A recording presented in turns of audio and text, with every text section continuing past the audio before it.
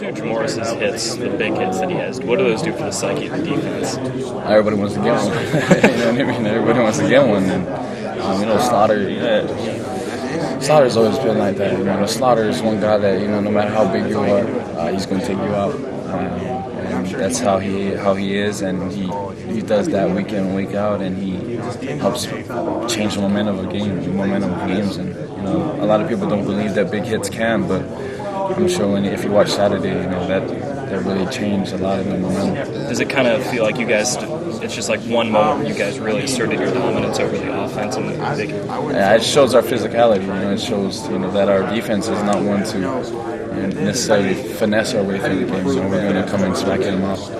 A lot of people say that the USC game was the biggest game for you guys this year. But is it safe to say that this is the biggest game for you guys? Yes, it's the biggest game because it's the next game. It's the biggest game because it's our last game. The biggest games we have is whatever team we have next. So we have Stanford, and it's our last game of the season. So it adds a little extra something to it. To finish 9-3, after the way you guys started, it's a good way to finish. Is that something that this team is looking at to finish strong? Looking at it, from the outside in, from the big picture, of course that's something that we want to do. But I think as a team, we're just looking at it as the one game.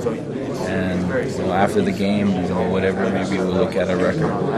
But we're just looking at it as just another game that we have to execute, another game that we have to get after the offense, and the offense has to get after the defense, and the special teams has to execute. You guys aren't looking at it as possibly, if we really laid a whooping on them, that we could catapult ourselves up into BCS talk? No, we're not looking at it like that. At least not yet. Probably come Sunday we'll be thinking about that. The quarterback is pretty good. Just talking about the pressure that's on the defense and kind of what you see from on tape that maybe differentiates him from other good quarterbacks that you play. Yeah, I think when you say their quarterback is pretty good, as we all know, that's a big understatement. He's very good. He's the best. He's the best guy in his position. It's going to be exciting, and it's going to be a good game. When you come to the line, do you kind of stop or give up on trying to trick him, fool him, just because he's kind of maybe seen everything by now? No, I'm going to try and trick him. I'm going to try and get in his head. I'm going to do what I do. And, depending on how he reacts, I'll react too. And the way they use their tight ends, what kind of pressure does that put on not only you guys as a defense, but the linebacker position? Yeah, definitely. It starts off with how big they are. They're tall. They're real tall, and they go up and get the ball, and they're physical at the point of attack, and they block. So